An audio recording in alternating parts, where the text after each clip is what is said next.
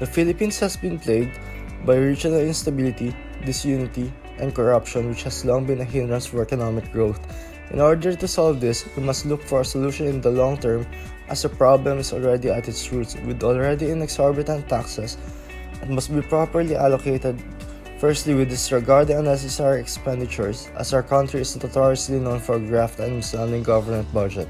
Firstly, every peso must be accounted and used efficiently and effectively in every project, whether it be investments in technology, infrastructure, or agriculture, as we must restore public trust. Furthermore, taxes, as the lifeblood of the government, must not be uselessly wasted, as it is what gives growth to the economy. Maximizing the skills and efficiency of the labor force and relying less on a remittance-based economy, which sends most of our skilled workers and professionals abroad, must be prioritized. Next step will be reducing debt, which will make our country less reliant on foreign backers, which has repercussions like lenient foreign policies at high interest rates. Also, monetary policies, including a country's central bank and its reserves, can have a long-lasting impact on a country's economy, with commercial banks in lieu to public trust and interest. The deregulation of free market is one way to help inflation.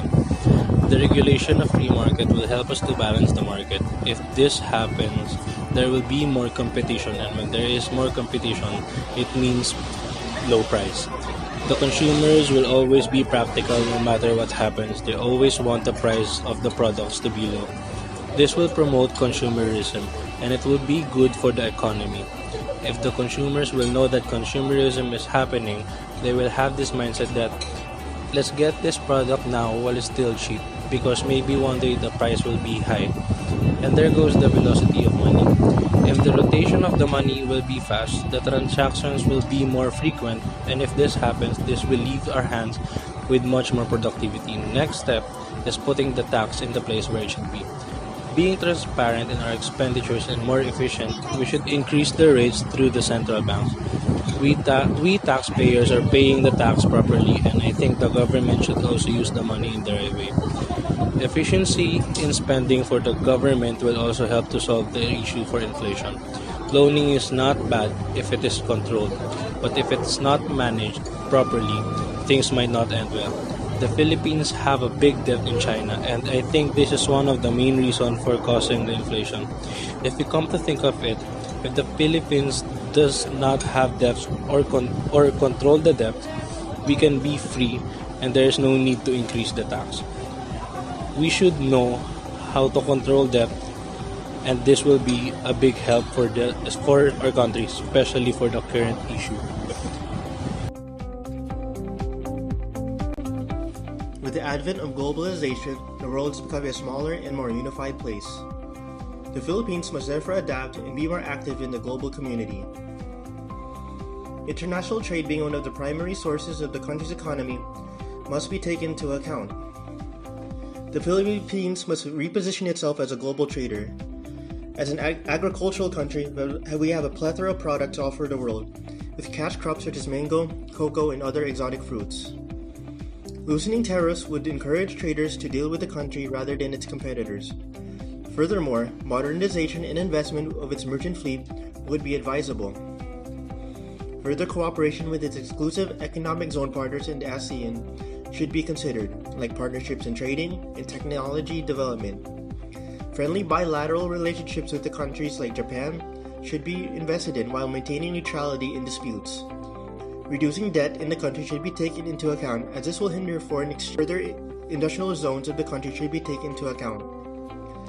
Tourism, being one of the primary sources of its revenue, should be rehabilitated, with locals being educated to preserve the pristine beauty of their homes. They should also be invested in with the intention of growing the industry. Poverty is the worst form of violence. As Mahatma Gandhi once said, has long been an issue not been addressed in our country, with a staggering 21.6% of the population living below the poverty line. Overpopulation and lack of resources and employment is the root cause. with the financial gap between the rich and the poor becoming wider and wider. With this being said, it is important for the government to take steps, one of which would be the improvement in the public education system, which will provide those who cannot afford means or access to a better future and a chance to study and join the workforce. Second would be the welfare programs, which is to reduce those who are homeless and living a life of crime just to feed their families and giving them jobs, honest jobs and livelihoods. Additionally, educating the people or the population, especially those living below the poverty line, about the family planning can be of help. Local government units must be active in platforms about family planning. Increase the minimum wage would be a great of help, as this would provide low-income earners a means to feed their families and go up the social ladder through means of starting their own small businesses as such. Also, improvement on social securities, PhilHealth, Pag-ibig, and other benefits would benefit greatly, as this would secure their basic needs and future. Useless taxes should be removed, as this is a burden to the public.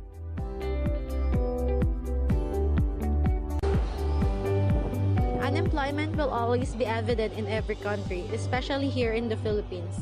Since it's a third world nation, this gravely affects the economy of the Philippines as well, because it basically means that people are not contributing anything to society since they are unemployed.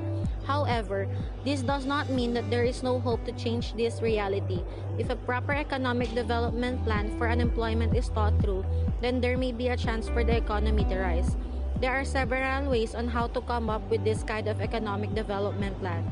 Through the improvement of education, and for this education to be free to those who cannot afford it. Since the Philippines is known as a third world country, poverty is another known challenge, meaning most families cannot afford education. However, if this becomes more available to people, it will be easier for them to finish their studies and be able to contribute to the economy by pursuing a job they would want to do. Another way is this helps the country because first, they will be able to open up jobs for those who are unemployed, decreasing the unemployment rates of the Philippines. Second, there will be more ways for money to go through the money cycle, or the economic development plan can also work around increasing wages to give to employees so that money can revolve properly in the economy. They can also work with opening up loans that may do the same thing, since it will drive productivity from people to be able to pay back their loans. However, looking at this, there must be a way also to have a debt control. In case things go out of hand, in conclusion, unemployment is a big problem that countries face. However, there are always solutions for this.